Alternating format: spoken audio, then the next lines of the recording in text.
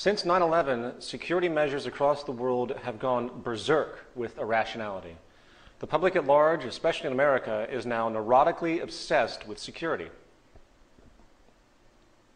The solution to violent human behavior is evidently more police, more cameras, and less freedom and liberty.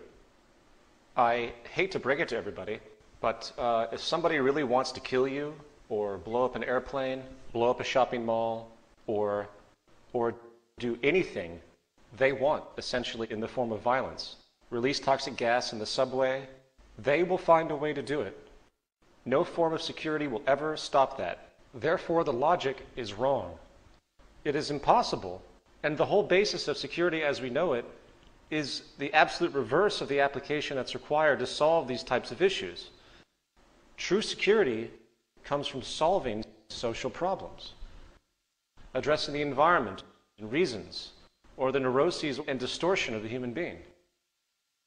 This is a chart covering the last 200 years. The y-axis shows life expectancy, and the x-axis shows income adjusted for inflation. Each bubble is a country. The size shows the population, and the color shows the continent. The key is in the top right-hand corner. You will notice that in 1800, life expectancy was under 40 years of age in all countries, and income was less than $3,000. Now, what I want you to pay attention to is the trend of disparity, particularly in income, as we view this chart through time.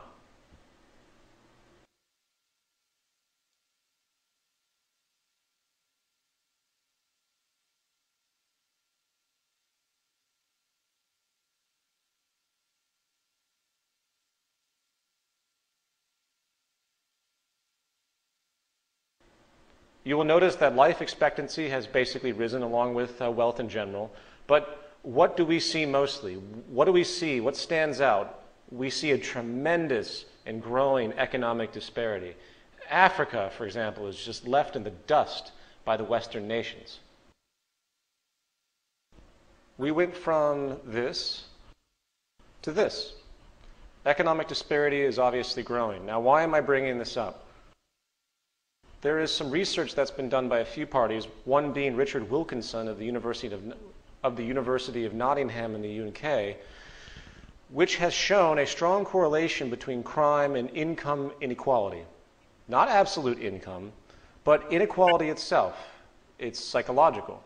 For example, in the United States, which has the largest income gap in the world, I wonder why of course we're also the wealthiest in the world. I wonder why we have the largest prison population in the world. Why is there so much distortion? It's possibly because of this tremendous economic stratification. Here is the chart showing the growing disparity divided into the upper and lower classes. While the lower classes stay poor on average, the gap between them and the upper and middle classes continues to grow extensively. I believe this is the basic source of the increase in crime across this planet holistically. There seems to be a correlation between growing disparity in prison population and hence crime. The more income inequality, the more crime. It comes from what some people refer to as psychosocial stress.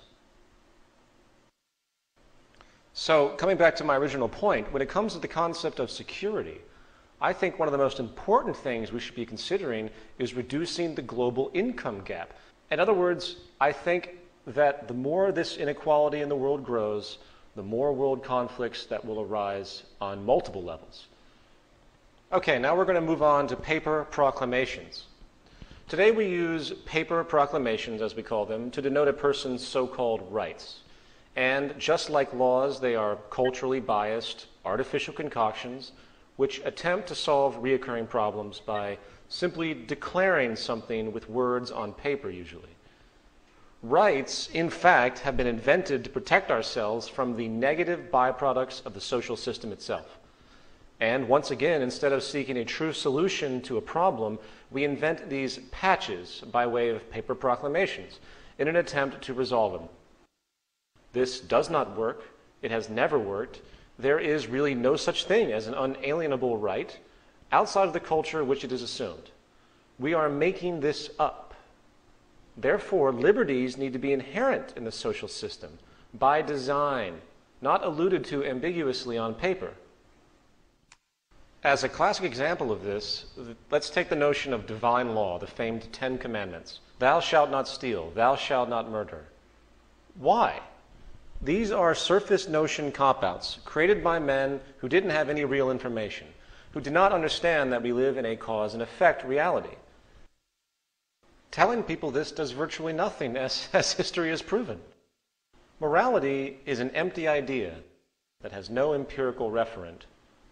An intelligent commandment would be something like, thou shalt continually reorient thyself and society to reduce reactionary propensities that lead to aberrated consequences such as stealing and murder. That would be a genuine statement from the top.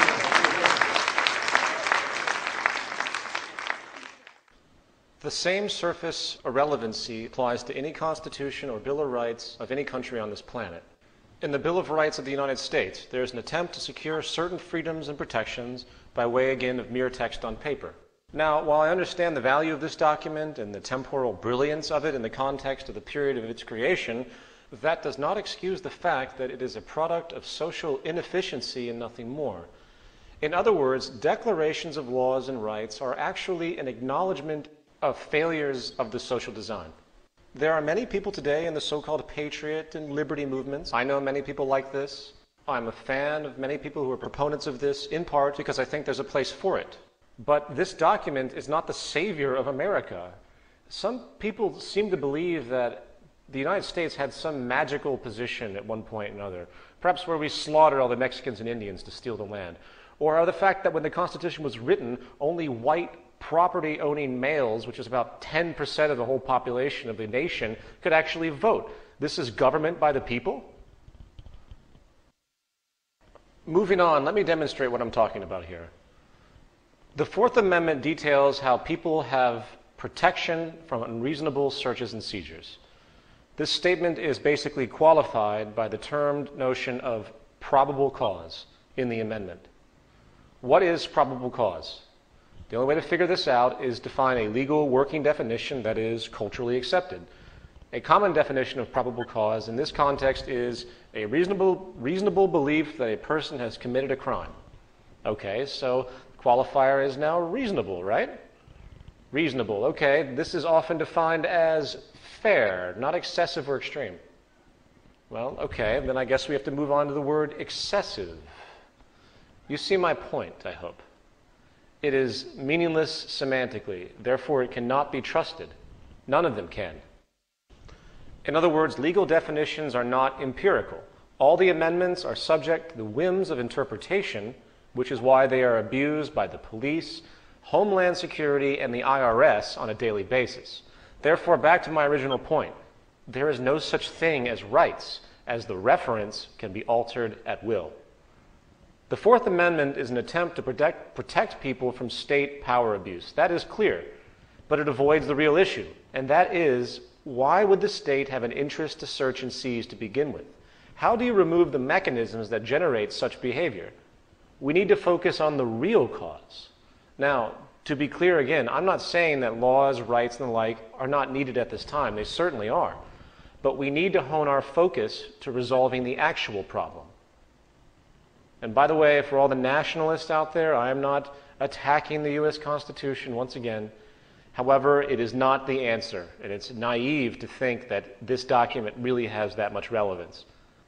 Again, I am a fan of people like Ron Paul and Dennis Kucinich. I believe there's a place for the work that they do, but it's not the answer.